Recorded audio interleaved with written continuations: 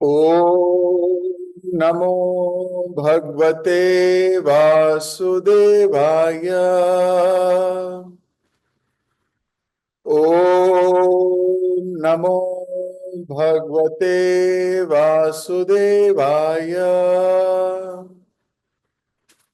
ओम नमो भगवते वासुदेवाय। हरे कृष्ण। आप सभी भक्तों का बहुत बहुत हार्दिक स्वागत। सबको मेरा प्रणाम। श्री मद्भागवतम यानी कि ग्रंथ राज श्रीमद् भागवतम से हम लोग पढ़ रहे हैं। अध्याय 29 यानी कि 29 4.29, चौथा स्कंद, 29वां अध्याय। नारद तथा राजा प्रचीन बहर्षित के मध्य वार्तालाप। राजा प्रचीन बहर्षित और नारद जी के बीच में डिस्कशन चल रहा है, और डिस्कशन भी ऐसा चल रहा है, नारद जी सोच चुके हैं कि राजा प्रचीन बहर्षित को भक्त बना के रहेंगे। एक प्रचारक या एक कंपैशनेट सोल पूरा भरसक प्रयास करता है कि किसी व्यक्ति को कृष्ण से आकर्षित कर सके, किसी व्यक्ति का कृष्ण से आकर्षण उत्पन्न हो जाए, क्योंकि वास्तव में जीवन की सार्थकता इसी में है। यही सार्थकता है। भगवान ने अर्जुन को प्रचार किया। भगवान ने अर्जुन को बताया कि संसार में परम सत्य क्या है। हम भागवतम पढ़ रहे हैं तो पहले स्कंद से ही नारद जी बड़े कृपालु हैं। नारद जी को जो मिला है वो सिर्फ अपने पास तक नहीं रखते। ये नारद जी की विशेषता है। नारद नाम ही यही है, नारद। जब किसी के आगे द धातु लगती है, द मतलब दाती, देने वाला, जो देता हो।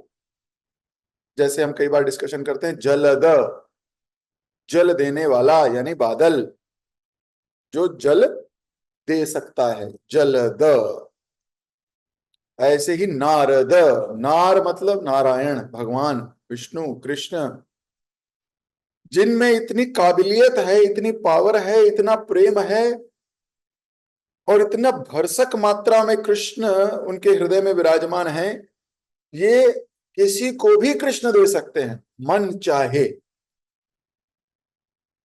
उनको बोलते हैं नारद, उन्हीं को बोलते हैं भक्त। अपने आप को हर वो व्यक्ति जो भक्त कहता है वो केवल भगवान को समेटेगा नहीं,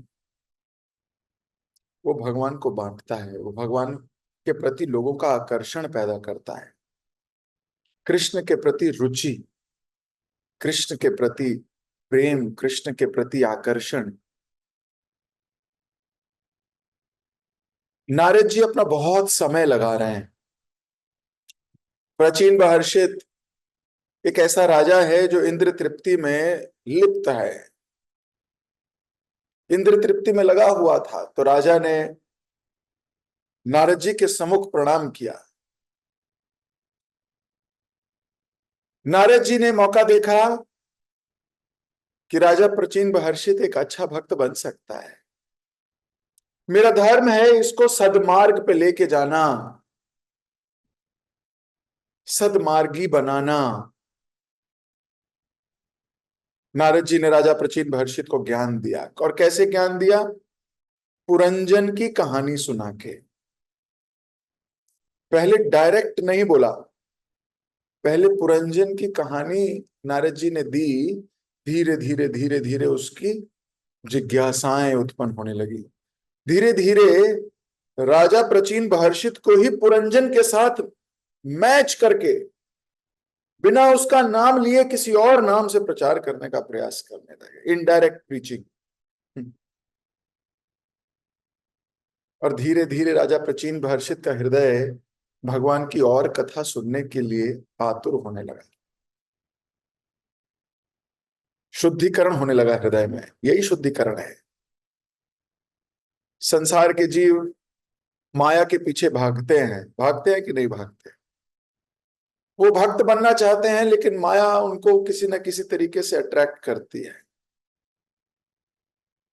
वो फिर थोड़ी देर के लिए विचलित हो जाते हैं, स्थिर ही नहीं रह पाते। They cannot maintain their consciousness, उनकी कॉन्शियसनेस स्थिर ही नहीं रहती। थोड़ी देर के लिए मन करता है भक्त बनूंगा, बहुत अच्छा भक्त बनूंगा, फिर थोड़ी देर में ऐसी परिस्थिति हो जाती है कि कोई कुछ कह देता है, कोई कुछ बोल देता है, कोई कुछ टोंट मार देता है, कोई इग्नोर कर देता है, कोई तिरस्कृता विप्रलब्धा क्षप्ता क्षिप्ता हताय अपि कुछ करता है कोई, और ये आदमी वेजिटेट हो जाता है। पर फिर भी अगर येन केन प्रकारेण कस के पकड़े रहे, कस के पकड़े रहे, तो this to shell pass. Because इस संसार में सब कुछ टेम्पररी है। तो नारद जी इतने कृपालु हैं, एक भयंकर इंद्र तृप्त व्यक्ति के साथ भी भगवान की बात करते हैं और उसको भक्ति देना चाहते हैं, उसको भक्त बनाना चाहते हैं, उसको प्रेम देना चाहते हैं, उसको भी दिव्य आनंद में डालना चाहते हैं। तो जो वास्तव में भक्त है वो हर वक्त आनंद चित्त रहता है। उसका स्वरूप ही कैसा है? आनंद चित्त। He is in bliss. कई बार हम सोचते हैं प्रभु जी हम तो नहीं है, हमारे पास तो कष्ट ही कष्ट है, कभी इधर से कष्ट है, कभी उधर से कष्ट है, कभी बच्चे कष्ट है, कभी पति कष्ट है, कभी माँ कष्ट है, कभी भाई कष्ट है, कभी स्कूल कष्ट है, ऑफिस कष्ट है, इधर कष्ट है, वो सब जगह कष्ट ही कष्ट है। भक्तों को नहीं प्रतीत होते हैं, क्यों? वो रम चुके कहीं और। कष्ट उनको प्रतीत होते हैं जो रमे हुए हैं अभी भौतिक संसार में। तो धीरे धीरे धीरे हमें ये दिव्य स्वाद लेना है। नारद जी प्राचीन महर्षि को ज्ञान दे रहे हैं। भगवत गीता में भगवान अर्जुन को ज्ञान देते हैं।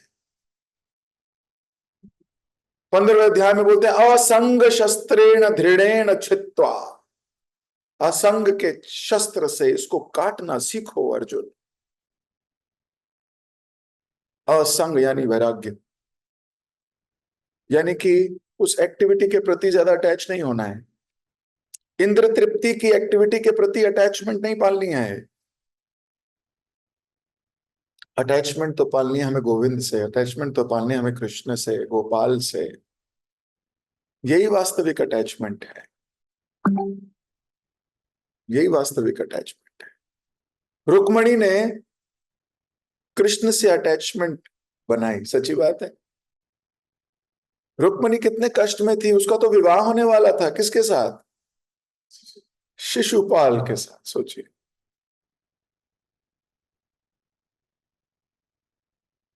और शिशुपाल के साथ विवाह होता तो खुश रहती क्या रुक्मणी? भगवान की इटर्नल कॉन्सर्ट है। और शिशुपाल कौन है? द्वेषी, कृष्ण का द्वेषी। कितने कष्ट होते। रुक्मणी ने अटैचमेंट लगाई किससे? भगवान से। भगवान बोलते हैं ददामि बुद्धि योगम तम ये न माम उपयांति थे। 10वें अध्याय में भगवान बोलते हैं तेषाम सतत युक्ता नाम भजताम प्रीति पूर्वकम भजामि ददामि बुद्धि योगम तम ये न माम उपयांति थे। मैं उसे बुद्धि देता हूं कि वो मेरे पास आ जाए। Krishna will give you intelligence. भगवान बुद्धि देंगे जब वो देखेंगे कि सतत चिंतयंतो माम, मेरी चिंतन में लगा है सतत, हमेशा। तो नारद जी ने यह मौका छोड़ा नहीं। नारद जी राजा प्राचीन महर्षित को ज्ञान दे रहे हैं और एक एक करके उसकी सारी आसक्तियां, उसकी सारी जिज्ञासाएं शांत कर रहे हैं। हम पढ़ेंगे सब मिलके। मैं आपकी स्क्रीन पे ये श्लोक दिखा रहा हूं ताकि आराम से आप लोग देख सकें और पढ़ सकें। मनुष्य बोझ को सर पर लेकर ढो सकता है, और जब उसे भारी लगने लगे तो कभी वह बोझ कंधे पर रख लेता है और अपने सर को विश्राम देता है। इस तरह वह बोझ से छुटकारा पाने के लिए प्रयास करता है। फिर भी वह इस बोझ से मुक्त होने के लिए चाहे जो भी विधि निकाले, वह उस बोझ को एक स्थान से दूसरे स्थान पर रखने के अलावा और कुछ नहीं कर सकता। तात्पर्य श्रील प्रभुपाद जी के द्वारा जगत गुरु श्रील प्रभुपाद की जय। बोझ को एक स्थान से दूसरे स्थान में स्थानांतरित करने से का ये सुंदर वर्णन है। जब मनुष्य सर पर रखे बोझ से थकता है तो वह उसे सिर से हटाकर कंधे पर रख लेता है, किंतु इसका अर्थ यह नहीं कि वह बोझ ढोने से बच गया। इसी प्रकार मानव समाज सभ्यता के नाम पर एक प्रकार के कष्ट को हटाने के लिए दूसरे प्रकार का कष्ट उत्पन्न करता है। समकालिक सभ्यता में हम देखते हैं कि हमें एक स्थान से दूसरे स्थान तक त्वरित गति से ले जाने के लिए अनेक वाहन बनाए गए, किंतु उसी के स्थान पर हम अन्य समस्याएं उत्पन्न कर दी गई है। हमें अनेक सड़कों का निर्माण करना पड़ रहा है, किंतु फिर भी ये सड़कें वाहनों की भीड़ का सामना करने के लिए पर्याप्त नहीं होती। साथ ही वायु प्रदूषण तथा ईंधन की कमी जैसी समस्याएं उठती हैं। निष्कर्ष ये है कि हम अपने कष्टों का निवारण करने के लिए चाहे जो भी विधि निकाल लें, उनसे हमारे कष्टों का अंत नहीं हो पाता। ये मात्र मोह है। हम बोझ को केवल सिर से हटाकर कंधे पर रखते हैं। अपनी समस्याओं को न्यूनतम करने का सही उपाय है भगवान की शरण ग्रहण करके उनके संरक्षण में अपने को छोड़ देना। भगवान दयालु होने के कारण हमारे कष्टमय जीवन को सुखी बनाने के लिए व्यवस्था करेंगे। तो प्रभुपाद जी बिल्कुल क्लियर कट बता रहे हैं कि हम एक बोझ को हटा के दूसरी जगह रख लेंगे, पर ये बोझ हटा नहीं पाओगे जिंदगी भर। कितनी सारी रिस्पॉन्सिबिलिटीज हमने पाल रखी हैं, सच्ची बात है। गृहस्थी की रिस्पॉन्सिबिलिटी, बच्चों की रिस्पॉन्सिबिलिटी, बड़ों की रिस्पॉन्सिबिलिटी, ऑफिस की रिस्पॉन्सिबिलिटी, अपनी रिस्पॉन्सिबिलिटी, प्रियजनों की रिस्पॉन्सिबिलिटी, फ्रेंड्स की रिस्पॉन्सिबिलिटी, अपने काम की रिस्पॉन्सिबिलिटी, शरीर की रिस्पॉन्सिबिलिटी, आत्मा की रिस्पॉन्सिबिलिटी। आप सोचिए कितनी रिस्पॉन्सिबिलिटीज लेके जी रहे हैं। अब क्योंकि हम भगवान नहीं हैं तो हर रिस्पॉन्सिबिलिटी में तो हम अव्वल आ नहीं सकते, पॉसिबल ही नहीं है। या तो बोलना शुरू करो मैं भगवान हूं, मैं कर लूंगा, पॉसिबल नहीं है। आप भगवान नहीं हो, आप मूर्ख हो। हम भगवान हो ही नहीं सकते।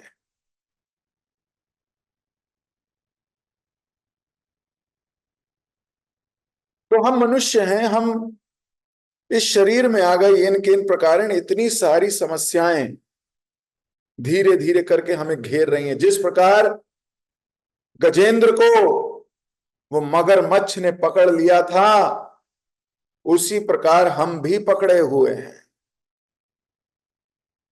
हमारा इंद्रिय तृप्ति रूपी मगरमच्छ हमें हर रोज खा रहा है, हर रोज।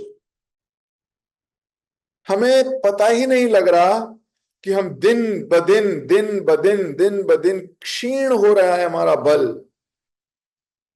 हम कमजोर हो रहे हैं। क्यों? ये मगरमच्छ, इंद्र तृप्ति का मगरमच्छ हमें निगल रहा है। ये भौतिक इंद्र तृप्ति का मगरमच्छ हमें जकड़ रहा है, और स्ट्रॉन्ग और स्ट्रॉन्ग और स्ट्रॉन्ग।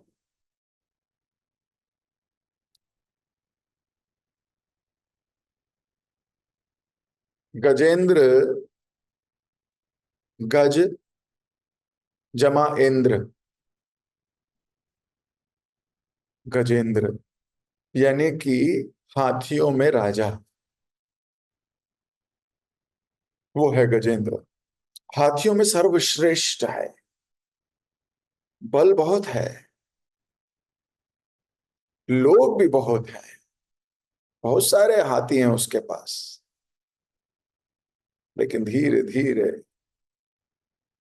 ये हार मान रहा है। आसपास सबको बोल रहा है बचाओ तो सही।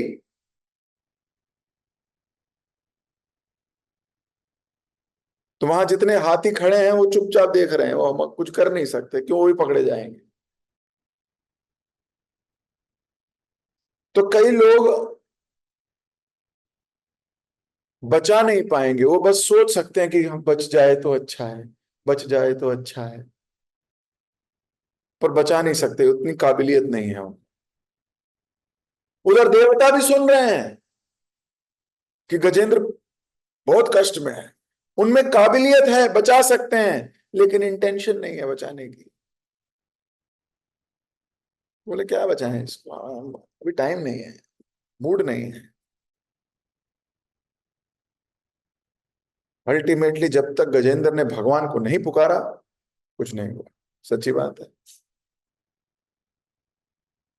तो हम एक बोझ को यहां से उठा के कंधे पे रख देंगे, कंधे से उठा के इस कंधे पे रख देंगे, इस कंधे से उठा के फिर सर पे रख देंगे, लेकिन बोझ तो लेकर घूमेंगे।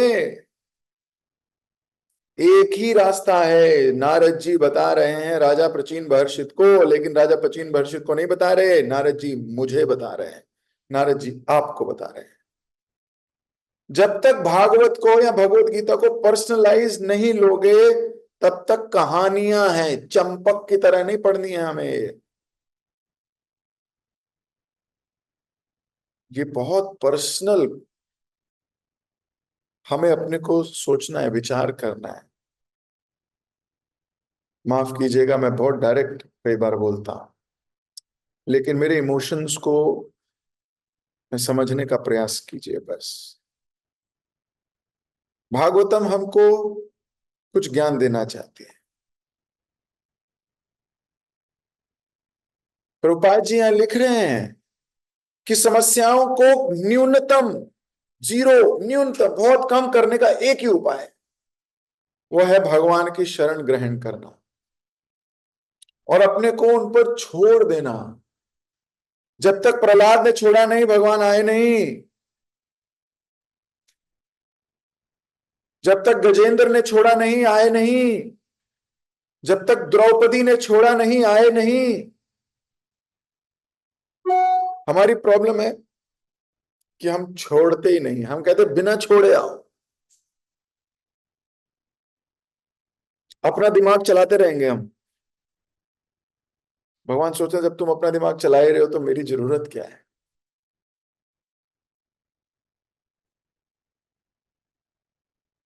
जब अपना चला ही रहे हो तो जरूरत क्या है। ऐसा तो आप स्कूल में देखो, वो बच्चा अगर अपने आप पढ़ता जा रहा है, टीचर की बात नहीं सुनता है, तो टीचर क्या बोलता है, भाई तो पढ़ ही ले फिर अपने आप, मेरी जरूरत क्या है। वो बाकी बच्चों में ध्यान देने लगता है जिसको उनकी जरूरत है।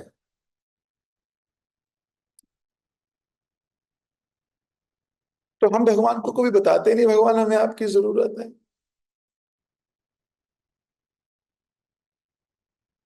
जब तक हम भगवान पे शरणागति नहीं होगी, तब तक भगवान पुकार नहीं सुनते। सच्ची बात है। भक्ति विनोद ठाकुर लिखते हैं ना इस भजन में, छडंग शरणागति होई बे जहारा, तार प्रार्थना सुने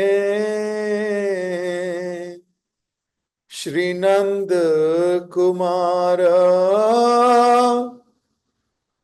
जब तक छड़ंग शरणागति नहीं होगी, तब तक ब्रजेंद्र नंदन, यशोदा नंदन हमारी प्रार्थना नहीं सुनेंगे। क्या है 6 अंक की शरणागति? ये भी पता होना चाहिए।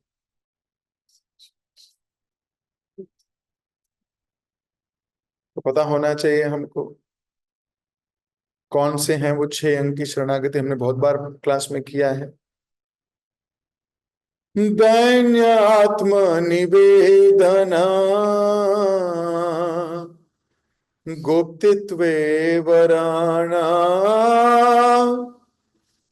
अवश्य रक्षिबो कृष्णा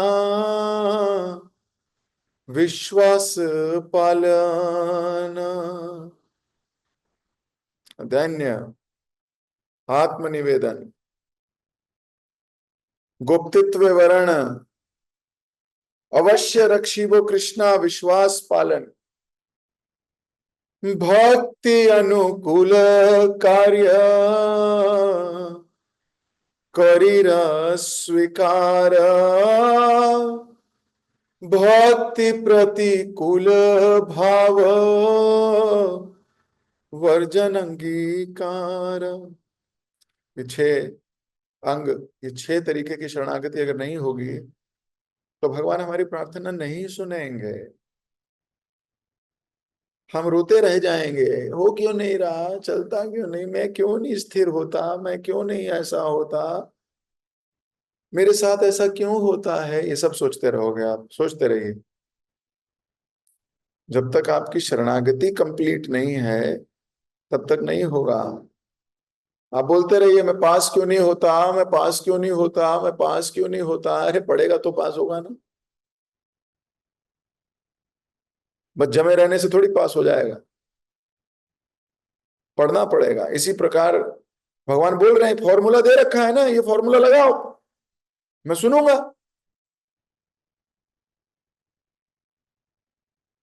तो जब तक प्रभुपाद जी लिख रहे हैं कि जब तक हम भगवान के प्रति शरणागति स्वीकार नहीं करते, शरणागति मतलब ये छह चीजें, जब तक ये छह चीजें आप नहीं स्वीकार करते, आपकी प्रॉब्लम्स ज्यों की त्यों बनी रहेंगी। आपको मेरे को टेस्ट नहीं आ रहा, आपको मेरा शरीर खराब है, आप बोलो मेरा मन खराब है, आप बोलो मेरे आसपास के लोग खराब हैं, आप कोई ना कोई बहाना देते ही रहोगे। वास्तविकता यह है हमारी शरणागति नहीं है। This is the fundamental principle. मनोवृत्ति नहीं है आगे बढ़ने की। और अगर मान लो मनोवृत्ति बन गई तो यहां तो भगवान कह रहे हैं भाई, ददामि बुद्धि योगम तम, मैं बुद्धि दूंगा। भगवान बोल रहे हैं योग अक्षेमी वहामि अहम, मैं रक्षा करूंगा, आई विल डू। पर हम एक्चुअली में चाहते ही नहीं वो आए। प्रभु जी हमारी जिंदगी, हम किसी की इंटरफेरेंस नहीं चाहते, हमारी मर्जी से चलना चाहिए, हमें किसी की दखल अंदाजी नहीं चाहिए अपनी जिंदगी में, कृष्ण की भी नहीं। तो बहुत अच्छी बात है फिर।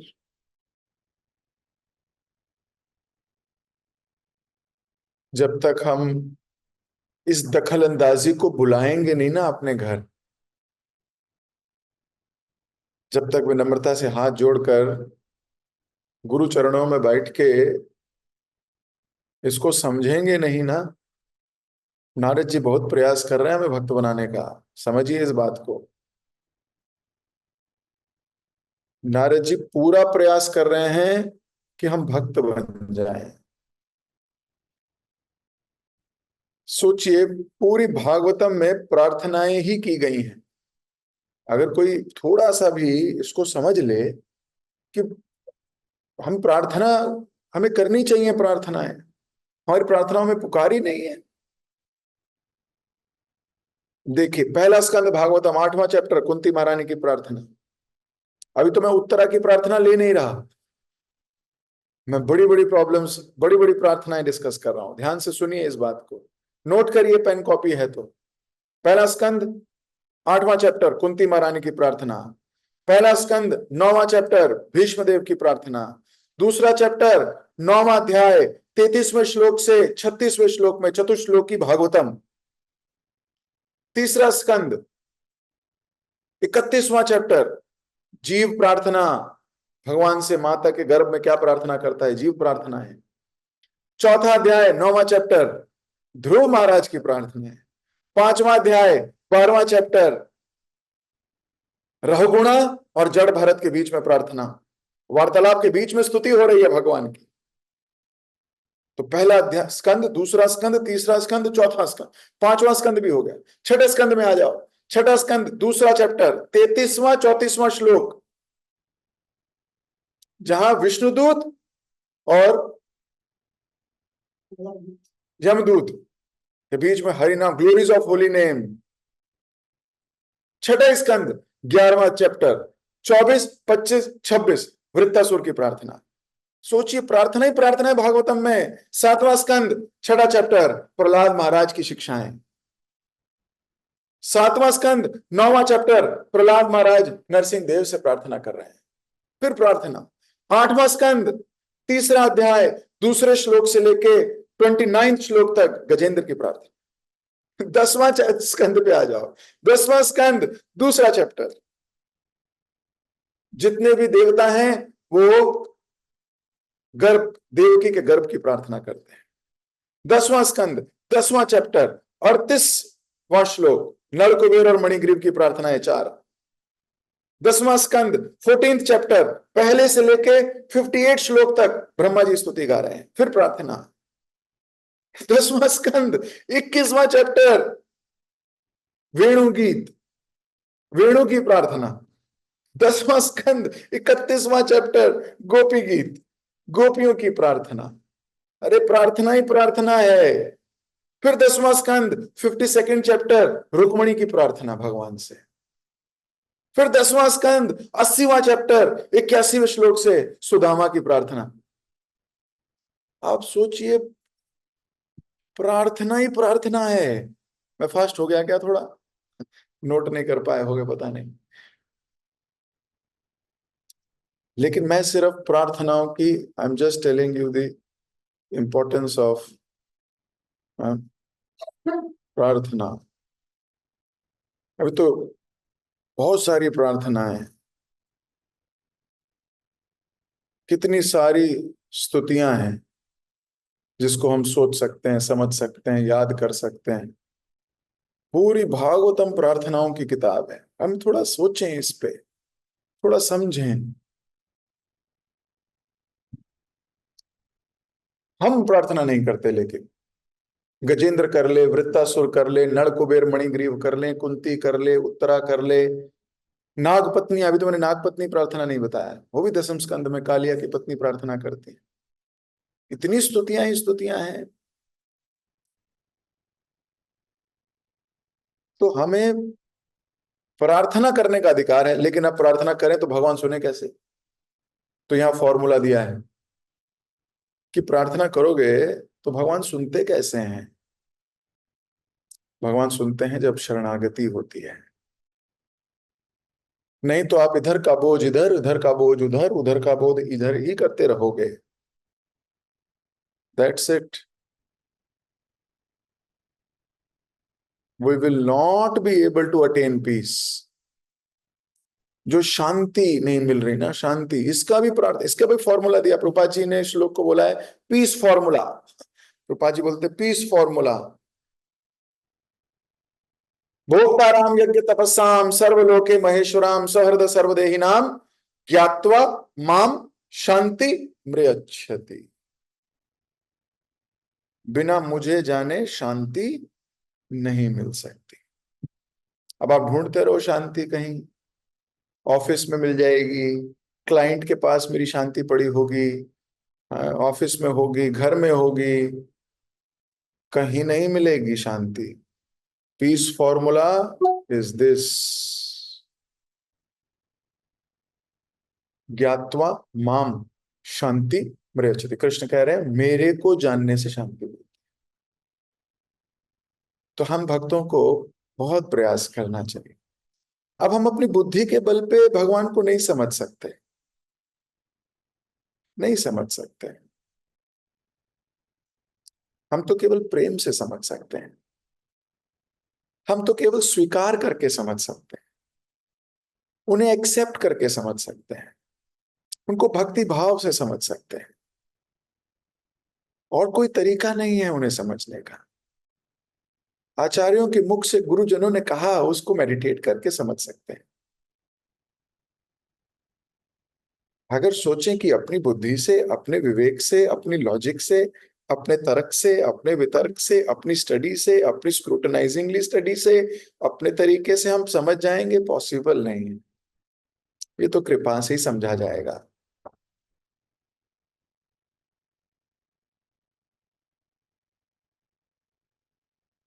बहुत इंपॉर्टेंट है ये जानना कि अगर हम चाहते हैं कि हमारे दुख न्यूनतम हो जाएं, कम हो जाएं, तो हमें अपने को कृष्ण को समर्पित करना होगा। भगवान अब आप संभालो। अब जब हमने बोला भगवान आप संभालो, तो मैं प्रश्न नहीं पूछूंगी आपसे कि ऐसा क्यों हो रहा है, क्योंकि फिर तो आप संभालो। लेकिन मैं बोलूं भगवान आप संभालो, लेकिन मैं बीच बीच में टोकती रहूंगी, पूछती रहूंगी, देखती रहूंगी, तो फिर कौन कहाँ संभालने को? फिर तो आप ड्राइवर बुला रहे हो, है ना? फिर तो ड्राइवर है कि भगवान आप ड्राइव करो, बताऊंगी मैं, वैसे ही करते रहना। लेफ्ट क्यों लिया? लेफ्ट क्यों लिए? राइट लो, यहां से नहीं।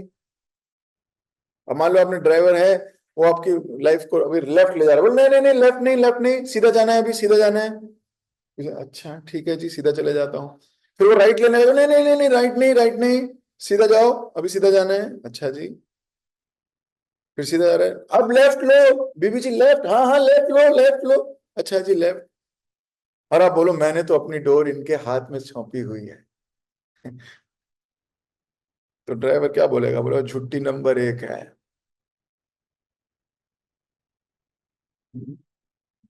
कहाँ अपनी भाग दौड़ सौंप? मुझे तो ड्राइविंग के लिए बुलाया है। सब कुछ तो यही बोल रही है पीछे बैठ के, यही बोल रहा है पीछे बैठ के। अब लेफ्ट ले लो, अब राइट ले लो, अब सीधा ले लो, अब दाएं ले लो, रोको रोको रोको, अन्य तेज करो, तेज करो, तेज करो। तो हमने क्या भाग दौड़ अपनी अपने ड्राइवर के हाथ में सौंपी हुई है? नहीं सौंपी हुई। यही प्रॉब्लम है, हमारी भाग दौड़ हमारे ही हाथ में है, लेकिन हम बोलते हैं कि भगवान जरा आप चलाना ना मेरी गाड़ी। भाग दौड़ सौंपने का अर्थ है कि हमें सेटिस्फाइड रहना हो जहां हमें ले जा रहे हैं। Wherever Krishna is taking us, we are happy. Whatever problems he gives us, we are happy. Krishna, आपके पास 2 ऑप्शन हैं, आप चाहे मुझे रखो या आप मेरा तिरस्कार करो, मेरे पास एक ही ऑप्शन है, मैं आपको छोड़ के नहीं जाने वाला। आपके पास 2 ऑप्शन है भगवान, मेरे पास 2 ऑप्शन नहीं है, मेरे पास एक ही ऑप्शन है। This is called dependence.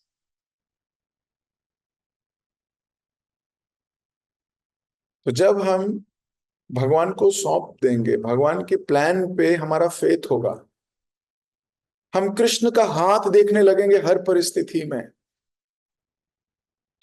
हर परिस्थिति को भगवान से जोड़ने का प्रयास करेंगे हम। हर परिस्थिति में हमें भगवान का स्मरण होगा, देख पाएंगे हम, तब बात बनेगी। चैतन्य चरितामृत कहती है, स्थावर जंगम देखे, ना देखे तो हमार मूर्ति है। बोलो मेरे पीछे पीछे, स्थावर जंगम देखे, ना देखे तुम्हार मूर्ति, सर्वत्र होए निज इष्ट स्फूर्ति। हर जगह उसको अपने इष्ट की स्फूर्ति होती है। जब प्रेम होता है ना, जहां देखता है वहां उसको भगवान दिखता है, या भगवान का हाथ दिखता है, और वो खुश होता है। एक बार शुरुआती दिनों की बात है, एक नया भक्त था, प्रभुपाद जी को लेक्चर के लिए बुलाया। सुनोगे? छोटी सी एनेक्डोट है। प्रभुपाद जी को लेक्चर के लिए बुलाया। अब बोला लेक्चर लो प्रभुपाद जी। अब प्रभुपाद जी जमीन पे बैठ गए, और जमीन पे बैठ के प्रभुपाद जी ने लेक्चर दिया, और प्रभुपाद जी चले गए। अब ये थोड़ा भक्तों के संग में जीने लगा, भक्ति में आगे बढ़ने लगा। 1 साल बाद भागा हुआ गया प्रभुपाद जी के पास, प्रभुपाद जी के चरणों में दंडवत प्रणाम करके बोलता है, प्रभुपाद जी मुझे क्षमा कर दीजिए। प्रभुपाद जी ने कहा क्या हुआ? बोले प्रभुपाद जी आज से ठीक 1 साल पहले मैंने आपको लेक्चर के लिए बुलाया था, पर मैंने कोई व्यास आसन नहीं दिया आपको। मैंने अपने गुरु को जमीन पे ही बिठा दिया। ये मुझसे बहुत बड़ा अपराध हो गया। मुझे अब थोड़ा ज्ञान हुआ है, मुझे आपके साथ ऐसा नहीं करना चाहिए था। मुझे अपने गुरु को तो सही स्थान देना चाहिए था। मुझे क्षमा कर दीजिए प्रभुपाद जी। आपको मालूम है प्रभुपाद जी ने क्या कहा? प्रभुपाद जी खुश हुए। प्रभुपाद जी ने बोला, देखो एक्चुअली मुझे बहुत अच्छा लगा था। ये भूदेवी एक्चुअली में है क्या है, भगवान की गोदी है। ये लोग मुझे व्यास आसन पे बैठा देते हैं, मुझे भगवान की गोदी में बैठने का अवसर ही नहीं मिलता। वो तो उस दिन आपने मुझे जमीन पे बिठाया, मुझे बड़ा अच्छा लगा, मेरे को लगा मैं भगवान की गोदी में बैठ के भगवान की कथा कर रहा। देखिए प्रभुपाद जी हर सिचुएशन में भगवान को ला रहे हैं। ही इज हैप्पी, जबकि एक शिष्य का कार्य है वो अपने गुरु को पूरा सम्मान दे इत्यादि इत्यादि। लेकिन प्रभुपाद जी सोच रहे हैं कि उस सिचुएशन में भी, जबकि आदत हो सकती है कि प्रभुपाद जी को जहां लेके जाओ वही आसन पे बिठाया होगा, आप डाया क्या होगा, आप तो देखते हैं यूट्यूब पे, देखिए प्रभुपाद जी का कैसे सम्मान होता था। लेकिन प्रभुपाद जी उस वक्त क्या सोच रहे हैं, कितना अच्छा दिन है, आज मैं कृष्ण की गोदी में बैठ के लेक्चर ले रहा हूं। कितनी पॉजिटिविटी है। और हर चीज में कृष्ण, निज इष्ट स्फूर्ति, अपने इष्ट की स्फूर्ति हो रही है। तो जो महाभागवत है, एडवांस डिवोटी है, चाहे वो चर हो चाहे अचर हो, स्थावर जंगम देखे ना देखे तोमार मूर्ति, सर्वत्र होए निज इष्ट स्फूर्ति। उसको हर जगह अपने इष्ट की स्फूर्ति होती है। यहां भगवान का हाथ दिखता है। तो हर वो भक्त जो शरणागत है, वो उसको भगवान दिखते हैं। वो कहता है कि सिचुएशन में कृष्ण की इच्छा है, मेरी पिटाई हो रही है, कृष्ण की इच्छा है, don't worry, it is his plan. इसका अर्थ ये नहीं है कि पिटते रहो। First you should try to escape, but if there is no escape, then you should think it is Krishna's arrangement. It is Krishna's arrangement. It is Krishna's will. तो हर समस्याओं का हल एक ही तरीका है, भगवान के प्रति समर्पित होना। तो मैं अपनी वाणी को दे रहा हूं विराम यहीं। बहुत सुंदर श्लोक है, इसको पढ़ना चाहिए हमको दोबारा। सब लोग दोबारा पढ़िएगा कि मनुष्य बोझ को सिर पर लेकर ढोता है, जब भारी लगने लगता है तो इधर डाल लेता है, फिर जब इधर भारी लगता है तो इधर डाल लेता है, लेकिन वो मुक्त नहीं हो पाता इस बोझ से, चलता रहता है। तो प्रभुपाद जी ने बोला कि असलियत वो है, अगर वो कृष्ण को समर्पित हो जाए तो ये बोझ बोझ ना लगे, क्योंकि कृष्ण बोलते हैं वजा बहामी अहम अनन्य चिंतयन्तो माम ये जना पुरी उपासते तेषाम नित्यभुक्ता नाम योगक्षेमम वहामि अहम। ये बोझ मैं ले लूंगा, ऐसा कृष्ण बोलते हैं। तो हमें भगवान की बोली पे पूर्ण विश्वास होना चाहिए। अगर आपको पूर्ण विश्वास हो गया तो फिर आप भगवान को बोलोगे, भगवान आपके पास दो ऑप्शन हो सकते हैं, मेरे पास एक ही ऑप्शन है और वो है आप। That's it. अब आप मारा भी रखा भी, आई एम हैप्पी। जगत गुरु शिल प्रभुपाद की जय। ग्रंथराज श्रीमद् भागवतम की जय। हरे कृष्णा। किसी भक्त का कोई प्रश्न, कोई टीका या कोई टिप्पणी?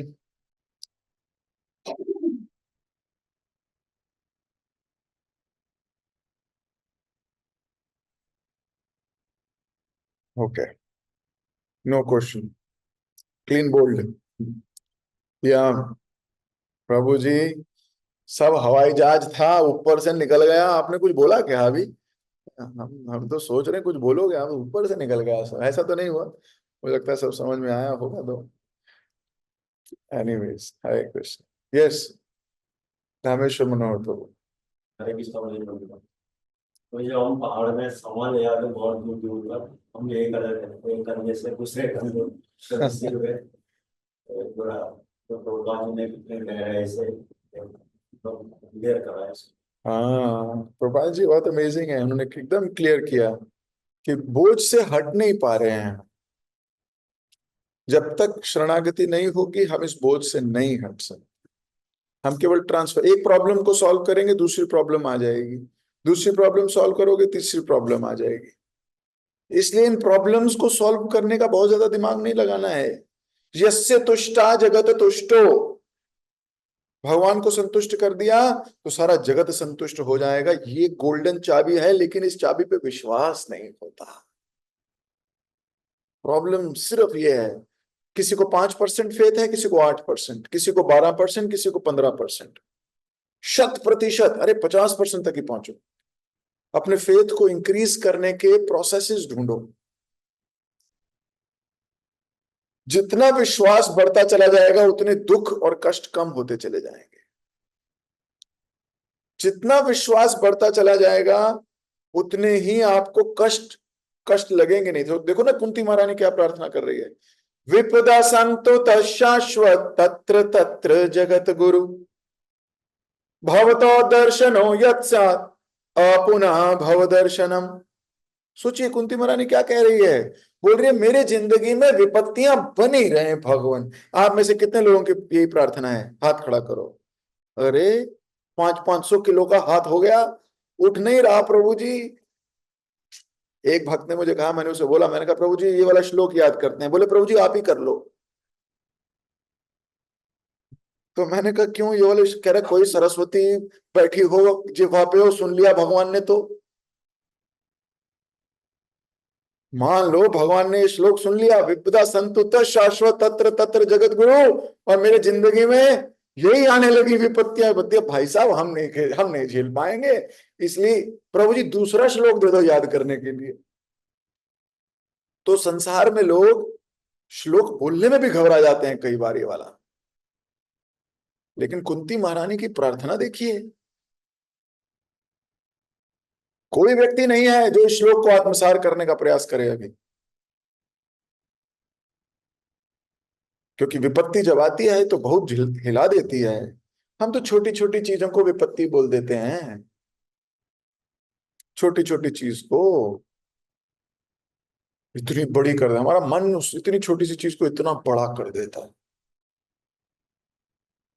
आपने अपने बेटे को कुछ कहा, उसने नहीं सुना, हो अब तो रात की नींद उड़ गई, क्या होगा इसका। अब पता है थोड़े दिनों में ये ऐसा हो जाएगा, फिर थोड़े दिनों में ये ऐसा हो जाएगा, फिर एक दिन ये सुनेगा नहीं, फिर एक दिन ये बेकार लोगों की संगति में आ जाएगा, फिर एक दिन ये बिगड़ जाएगा, फिर ये झूठ बोलेगा, फिर ये डाका डाले, फिर ये होगा, फिर ये होगा। हो गया काम हमारा। इतनी सी चीज को हम इतना बड़ा बना देते हैं। इसलिए जिसको शरणागति वो बोलते हैं कृष्ण है ना, मैं प्रयास करूंगा, rest it is Krishna's plan, I am okay. Kunti महारानी का फेथ इतना स्ट्रांग है कृष्ण के ऊपर, वो मांग रही है विपत्तियां। समाश्रितम यद पल्लव प्लवम महत्पदम पुण्य यशो मुरारे। इतना सुंदर श्लोक है भागवतम का, पदम पदम यद विपदाम न तेषाम। खुर के जितना भगवान कर देते हैं उसके लिए जो समाश्रित है, जो समर्पित है, ये भव सागर कष्ट वाला जो है वो इतना सा कर देते हैं भगवान उनके लिए। पर समाश्रिताम यद पल्लव प्लवम महत पदम पुण्य यशो मुरारे, जो मुरारी के चरणों में आसक्त है। भवाम बुधिर्वत्स पदम परम पदम पदम पदम यद विपदाम न तेषाम। फेथ, जितना फेथ है उतनी भगवान शरणागति देते हैं। भगवान बोलते हैं गीता में ये बात, मैं रेसिप्रोकेट करता हूं, है कि नहीं। जितना कोई मेरी शरण में आता है मैं उतना ही उसे रेसिप्रोकेट करता हूं। कौन सा श्लोक है, अभी गोल है सब। कौन सा श्लोक है जिसमें भगवान बोलते हैं, हाय रेसिप्रोकेट, ये यथा माम प्रपद्यते ताम तथैव जामि अहम। भगवान रेसिप्रोकेट करते हैं। जितना फेथ है, अगर तुम्हारा 5% फेथ है तो वो 5% प्रॉब्लम सॉल्व करते हैं। तुम्हारा 10% फेथ है, वो 10% प्रॉब्लम सॉल्व करते हैं। और भगवान देखते हैं मेरे भक्त कैसे हैं, परीक्षा लेते हैं। इसलिए इसको विचार करना चाहिए। हमारी जिंदगी में प्रॉब्लम से दूर भागने का सोल्यूशन नहीं है, भगवान के करीब जाना सोल्यूशन है। जैसे जैसे भगवान के करीब जाएंगे वैसे वैसे ये आपत्तियां, माया अंधकार है, कृष्ण सूर्य है। जहां रहे कृष्ण तहां नहीं माया का अधिकार। और माया का कोई अधिकार ही नहीं रह सकता, माया अपने आप चली जाएगी। इसलिए हम सबको प्रार्थना करनी चाहिए भगवान से, हे भगवान मुझ में ताकत नहीं है, लेकिन मेरे पास कोई ऑप्शन नहीं है। मैंने अपने को कोई ऑप्शन नहीं दिया है। इस संसार के लोगों के पास हजारों ऑप्शन होंगे, मैंने एक एक करके अपने सारे ऑप्शन काट दिए हैं। अब केवल आपके चरणार विंद के ऊपर चिपके रहने के अलावा मेरे पास कोई ऑप्शन नहीं है। समाश्रिताम यद पल्लव प्लवम, कोई ऑप्शन नहीं है। जहां आप अपने आप को ऑप्शंस दे देते हो वहीं आप ऑप्शनल हो जाते हो। कृष्ण के लिए यू आर ऑप्शनल। जहां आप कोई ऑप्शन नहीं देते अपने आप को, you become exclusive, you become exclusive. Okay, Hare Krishna. Yogendra Prabhu, आपका भी कोई प्रश्न है?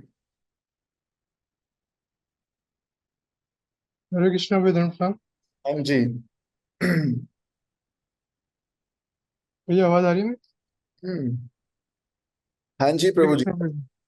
तो ये एक आप मैं आज आपका एक पुराना लेक्चर सुन रहा था, तो उसमें प्रभुपाद जी ये बोल रहे थे कि हमें 3 चीजें ध्यान रखनी है कि कृष्ण हमारे सुहृद हैं, कृष्ण परम भोक्ता है, और कृष्ण हमारे मतलब सबसे सुप्रीम पर्सनालिटी हैं। और वही हमारे तीसरी चीज मैं भूल रहा हूँ, मुझे 3 चीजें बोली थी उसमें। तो कहीं ना कहीं मतलब हम ये मतलब पता होता है, और जो 2 चीजें जिसकी वजह से हम भूल जाते हैं वो है मतलब जो हम इंद्र तृप्ति हम करते हैं, और अपनी मूर्खता की वजह से जो है उसमें हम 3 चीजों को हम भूल जाते हैं। तो ये पता होना तो मतलब, और ये अगर हम उसको भूल जाते हैं तो कहीं ना कहीं पता नहीं है ना इसका मतलब। एक्चुअली असत्संग कारण है। असत्संग, वैष्णव संग नहीं है। अगर 24 घंटे वैष्णव संग है तो भूल पाओगे ही नहीं। कोई भक्ति बोल देगा प्रभु जी, तो आप कहोगे ओ हो भक्त देख रहे हैं। एक्चुअली भक्त संग नहीं है। सबसे बड़ा दुर्भाग्य है हमारा कि हम असत्संग हैं। जैसे असत्संग होता है वैसे ही विवेक चला जाता है।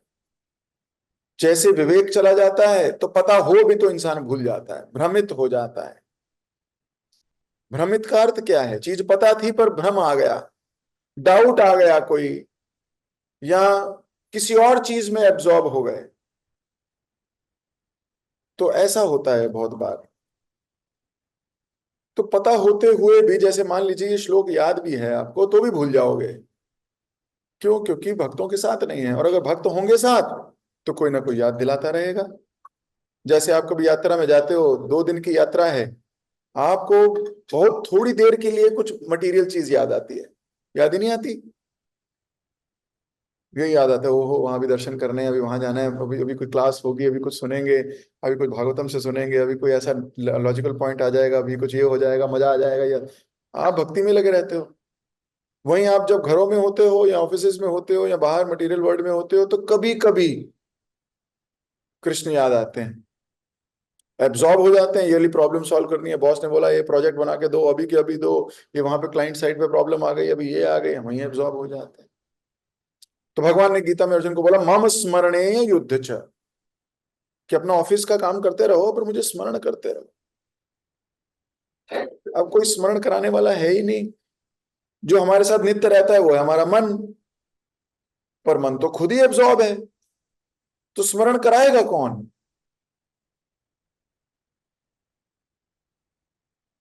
तो ये बड़ा असत्संग है। अविद्या का कारण हमारा असत्संग है। देखो, हम तो सच्चित आनंद हैं, full of knowledge, eternal and full of bliss. ये तो सब कुछ है हमारे अंदर। और हमारे शास्त्र क्या बोलते हैं? दिव्य ज्ञान हृदय प्रकाशितो। ये जो ज्ञान है ये हृदय में अपने आप रिवील हो जाएगा, जब भक्तों के संग में रहेंगे तो। है कि नहीं? अपने आप कैसे रिवील होगा? नहीं तो अगर अकेले में ज्ञान रिवील हुआ है तो हम उस ज्ञान को निग्लेक्ट कर देते हैं, धिक्कार देते हैं, स्वीकार नहीं करते, जैसे बुद्ध के साथ हुआ। गौतम बुद्ध स्वयं भगवान है, कृष्ण के अवतार हैं, लेकिन हम उनकी द्वारा बताई गई बात नहीं मानते। क्यों नहीं मानते? अब पेड़ के नीचे अकेले ज्ञान हुआ है उनको, बिना शरणागति के, बिना गुरु के, बिना वैष्णवों के। हम उस ज्ञान को स्वीकार ही नहीं करते, वो ज्ञान है नहीं। और हम श्रीमद् भागवतम को ग्रंथ राज श्रीमद् भागवतम बोलते हैं। क्यों? नारद जी के कहने पे लिखी है। नारद जी ने ऐसा नहीं है कि बेटा बैठ, मैं तुझे डिक्टेट कर रहा हूं तो लिख। नारद जी ने तो सिर्फ आज्ञा दी है। सोचो, सिर्फ 1 मिनट में आए, बोले तुम परेशान लग रहे हो, एक काम करो, तुमने भगवान की स्तुति नहीं करी है, भगवान की स्तुति करो। Okay, see you, bye bye, take care. Narad ji चले गए। अब सारा ज्ञान तो इन्हीं को है। व्यासदेव जी लिख रहे हैं, लेकिन व्यासदेव जी लिख रहे हैं अपने गुरु की आज्ञा पालन करके, अपने गुरु की इंस्ट्रक्शंस को फॉलो कर रहे हैं। इसलिए हम इस ज्ञान को स्वीकार कर लेते हैं और हम वो वाले ज्ञान को तिरस्कार करते हैं, उसको हटा देते हैं, उसको जीवन में नहीं आने देते। परंपरा। तो हमारी प्रॉब्लम है असत्संग है, वैष्णव नहीं है।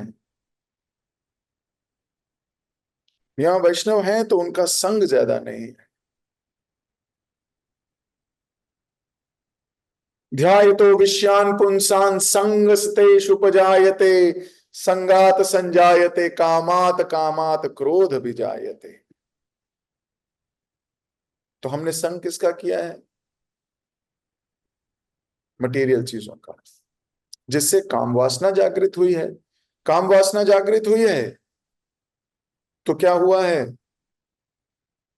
बुद्धि गायब हो गई है। लेकिन क्रोधात भवति सम्मोह, सम्मोह स्मृति विभ्रंश, स्मृति विभ्रंश बुद्धिनाशत, बुद्धिनाशत प्रणश्यति। तो बुद्धि थी, ज्ञान था, पर प्रणश्यति, बुद्धि नाशत प्रणश्य, बुद्धि नाश हो गई है। क्यों? क्योंकि मन लग गया है मटेरियल चीजों में, दिल लग गया है भौतिक चीजों में। तो असत्संग के कारण हुआ है। ध्यायतो विषयान पुंसान, विषय वस्तुओं को ध्यान करने से, संग करने से ऐसा हमारी हालत हो गई है। इसलिए थॉट्स में ही काटो, थॉट्स में ही। थॉट आए उसको वहीं काट डालो, नहीं तो ज्यादा देर आपके दिमाग में वो थॉट रहा, आप अटैच हो जाओगे उस थॉट से। हम क्यों सुबह शाम क्लास करते हैं? क्यों भागवतम चैतन्य भागवत पे है ना पढ़ने का प्रयास करते हैं?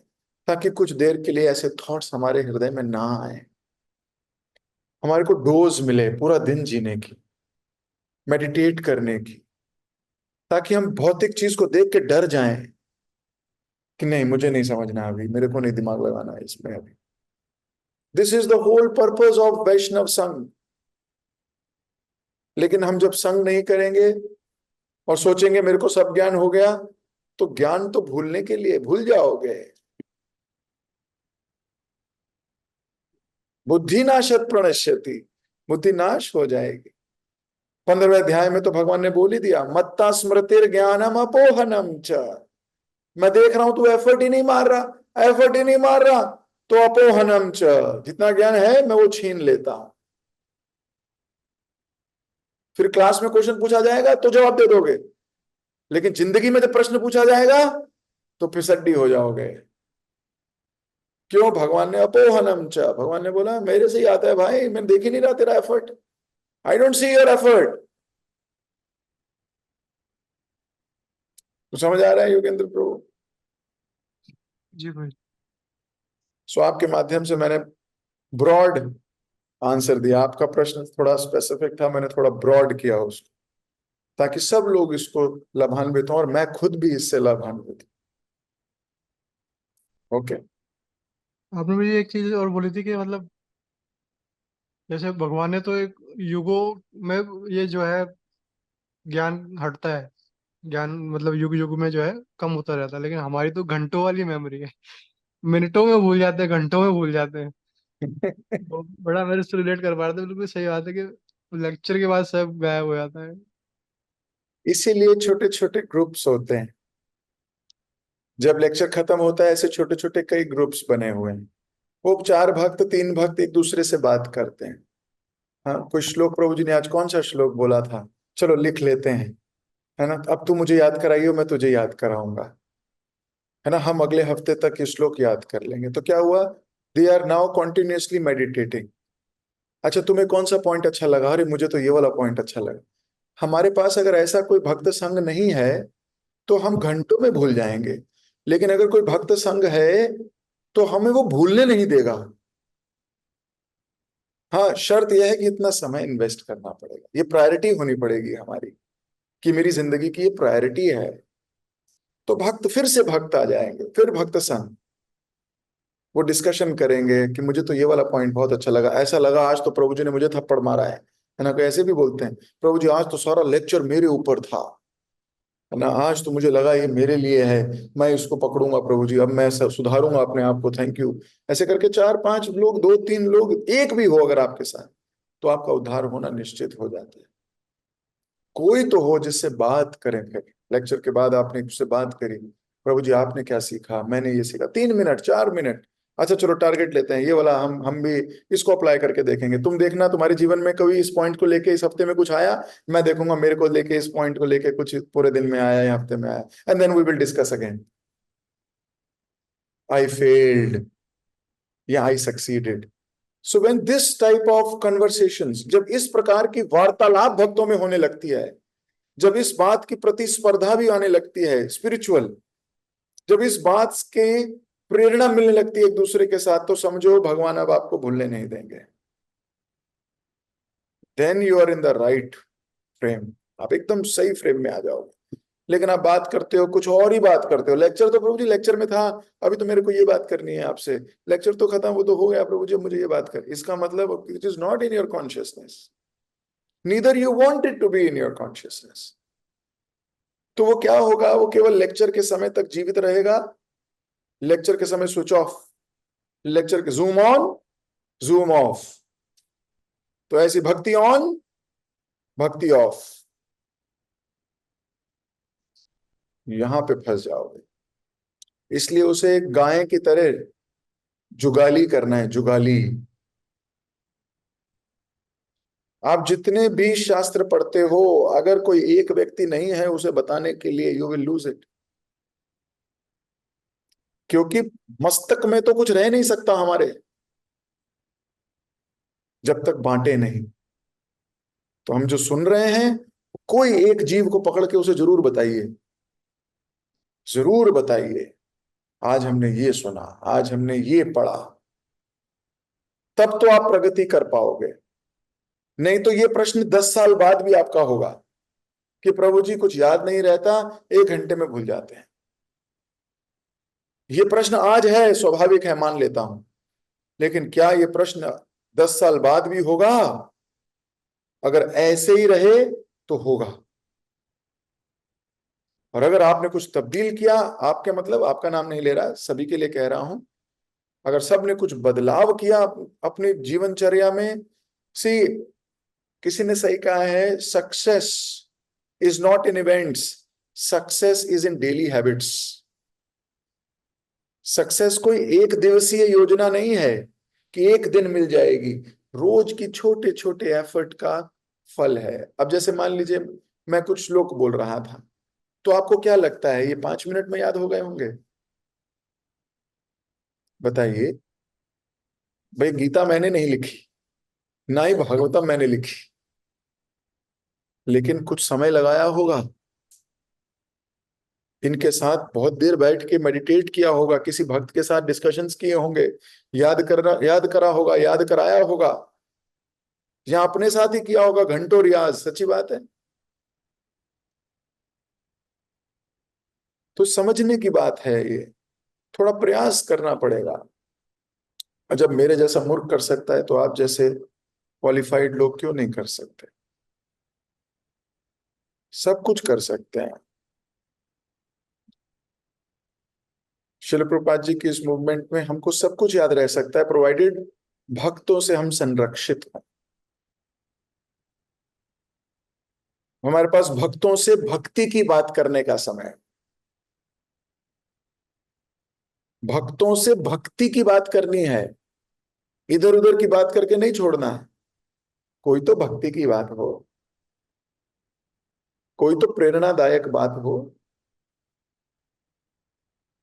तो अगर ये आप सुरक्षा चक्र बनाओ अपने आसपास, भक्तों का सुरक्षा कवच, हम बचे रह सकते हैं, नहीं तो भूल जाएंगे, भूल जाएंगे। ठीक है। इसमें मुझे एक रियलाइजेशन भी थी कि मतलब कुछ दिनों पहले जैसे आपने कुंती महारानी की जो प्रार्थना है वो याद करने के लिए बोला था, तो कुछ याद हो गई है, तो वो आगे बीच में ब्रेक आ गया थोड़ा सा, लेकिन मैं फिर से उस रियलाइजेशन के बेसिस पे मैं, क्योंकि कभी कभी क्या होता है जो याद हो गए ना वो सुबह उठते ही कभी कभी अपने आप ही मतलब अपने आप मन में चलने लग जाते हैं कि जो याद यस, हो गए। यस, तो वेरी मतलब गुड। स्ट्रेट फॉरवर्ड मतलब वही अपने आप चल रहा होता है, जब उठता हूँ वही चल रहा होता है, तो बड़ा वो लगता है कि मतलब आगे बढ़ना चाहिए। किसी भक्त से रिक्वेस्ट करो कि वो आपके साथ ये आदान प्रदान करे। हाँ, दो भक्त याद करना शुरू करो, तो देखोगे आप बहुत जल्दी याद होने लगेंगे। कुछ भक्तों को 20 प्रार्थनाएं याद हो गई हैं कुंती महारानी की, कईयों को 15 हो गई हैं। मेरे पास मैसेज आते हैं कईयों के। तो सोचो, याद कर रहे हैं, मेहनत हो रही है, तो याद करने चाहिए, प्रार्थनाएं करनी चाहिए। आज तो मैंने बहुत सारी प्रार्थनाएं बताई हैं आपको, पूरी भागवतम प्रार्थनाओं की लड़ी है कि नहीं? और कोशिश करना है जीवन के अंत तक तो कुछ तो याद हो। ठीक है। Good, I am happy that you are trying, very nice, keep trying, don't let it slip. Material world में हर चीज नीचे की ओर आती है, हमारी कॉन्शियसनेस भी नीचे की ओर गिरेगी अगर हमने इसे संभाला नहीं तो we need structural engineers. Anti gravity खड़ा करना है हमें। We have to fight the gravity, gravity pulls things down. We need structural engineers and architects who can help us construct it upwards, anti-gravity। नहीं तो अपने आप, नहीं तो हमारी कॉन्शियसनेस नीचे आएगी। Anyways, thank you very much for the wonderful questions. आपने बड़े अच्छे प्रश्न पूछे, उसके लिए बहुत बहुत धन्यवाद। आई एम श्योर बहुत लोगों को उससे कुछ लाभ हुआ होगा, और अगर किसी को चोट वोट लगी हो तो क्षमा चाहता हूँ। मैंने जो कुछ कहा शास्त्र उन्मोदित बात है, थोड़ा सीधा कह दिया होगा, उसके लिए बुरा मत मानना। एक वेल विशर की तरह कहा है कि उसको अच्छे से स्वीकार कीजिए, अपने जीवन में अप्लाई कीजिए, अपना जीवन सफल बनाइए। और जब मैं देखूंगा आप लोग सफल हो रहे हो, मुझे आपसे भी प्रेरणा मिलेगी, तो मैं भी थोड़ा सफल होने का प्रयास करूंगा। तो it is a mutual beneficial association. Hare Krishna. Thank you so much प्रणाम। कृष्णा प्रभु जी, दंडवत प्रणाम। Thank you so much for such a wonderful lecture today. और जितने प्रभावशाली आपके लेक्चर्स होते हैं, आज उतने ही प्रभावशाली क्वेश्चन आंसर सेशन भी था।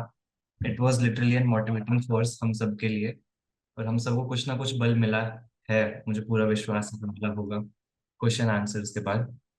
मुझे आज की जो क्लास शुरू हुई और इतना सुंदर श्लोक श्रीमद् भागवतम का, जैसा आप बताते हैं कि एक एक श्लोक श्रीमद् भागवतम का, प्रति श्लोक के प्रति अक्षरे नाना अर्थक है, तो हम डेली एक श्लोक पढ़ते हैं, आधा श्लोक पढ़ते हैं, लेकिन उसमें भी इतनी डेप्थ होती है कि उसको हम कंटिन्यू कर सकते हैं। और आप तो इतने अच्छे स्पीकर हैं, ओरेटर हैं, कि आप उस पर बहुत समय तक हमें समझा सकते हैं कि क्या कहना चाह रही है भागवतम। प्रभु जी, आज के श्लोक में वही आया कि हम फंसे रहते हैं अलग अलग परिस्थितियों में, अलग अलग दिक्कतों में, एंड वी कीप ट्राइंग कि हम कुछ ना कुछ प्रोसेस लगा के उससे बाहर निकल जाएंगे, उससे बाहर निकल जाएंगे। बट होता क्या है, जैसे हम एडवांस करने की, सो कॉल्ड एडवांसमेंट इस मटेरियल वर्ल्ड का, और अपने कंफर्ट्स के लिए कोशिश करते हैं, तो वो कोशिश करने के बाद कुछ नई प्रॉब्लम्स आती हैं, उन नई प्रॉब्लम्स को टैकल करने के लिए हम कुछ और प्रोसेस में लगते हैं, तो और प्रॉब्लम्स आती हैं। और ऐसे ही करके पूरा नेचर भी खराब कर रहे हैं आजकल के साइंटिस्ट, ग्लोबल वार्मिंग हो रही है, सारी जो प्रैक्टिकल हम दिक्कतें देखते हैं, भागवतम हमें ऑलरेडी बता रही है कि हम ऐसे ही ट्राई करेंगे, बोझ को इधर से उधर ढोते रहेंगे। तो भागवतम खुद बताते हैं कि इससे अच्छा है कि हम इन सब चीजों को साइड हटाएं और कृष्ण के ऊपर निर्भर हों पूरी तरीके से, और इन कॉम्प्लेक्सिटीज की जगह एक सिंपल तरीके से अपना जीवन जिए, कृष्ण के ऊपर निर्भर रह के। एंड प्रभु जी, आपने फिर एग्जाम्पल बताया कि हमें गजेंद्र की तरह भौतिक आसक्तियां, जैसे मगरमच्छ उनको नीचे खींच रहा था, तो हमें भी ऐसे भौतिक आसक्तियां उस मगरमच्छ की तरह नीचे खींचती रहती हैं। और हम ट्राई कर सकते हैं इनसे छूटने का, कि बार बार कोशिश करें, कुछ ना कुछ तरीका लगाएं, लेकिन वो बोझ जाएगा नहीं। केवल एक ही रास्ता है कि हम सब आशा छोड़ के कृष्ण को एकमात्र सहारा मान के उनके ऊपर निर्भर हो। और द्रौपदी ने भी यही करा था। पहले वो सबसे गुहार लगा रही थी गुरु सभा में, लेकिन लास्ट में जब कुछ नहीं बचा तो उन्होंने भी केवल कृष्ण को पुकार लगाई थी, हे कृष्ण, हे यादव, हे गोपाल। तो हमें पुकार लगानी है भगवान से, और भौतिक आसक्ति को छोड़ना है, तब कृष्ण आएंगे। अगर हमारे पास और ऑप्शंस होंगे तो तब कृष्ण नहीं आएंगे। तो कृष्ण की एकमात्र शरण ग्रहण करनी है, यही आज की क्लास का सबसे इंपॉर्टेंट मैसेज था। एंड आगे आपने बताया कि प्रार्थना करनी है कृष्ण की। और प्रार्थना कैसे सुनेंगे कृष्ण? जब शरणागति होगी। और जो भागवतम है, हम भक्तों की तरह, भक्तों के लिए कॉन्स्टिट्यूशन की तरह श्रीमद् भागवतम, तो और कुछ नहीं, प्रार्थनाओं की ही एक किताब है, it's a book of prayers.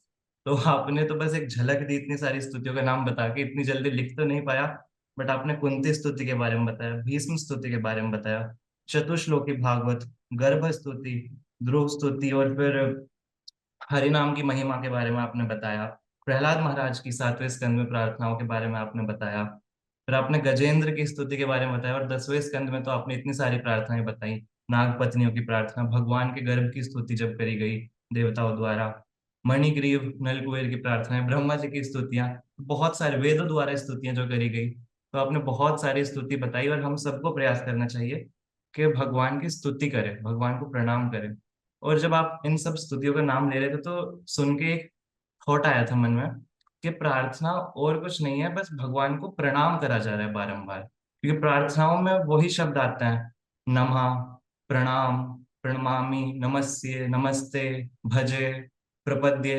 तो सब भगवान को प्रणाम करने की ही बात करी जा रही है। और श्रीमद् भागवतम का लास्ट श्लोक मैंने लर्न करा था कि देखूं फर्स्ट और लास्ट श्लोक क्या है।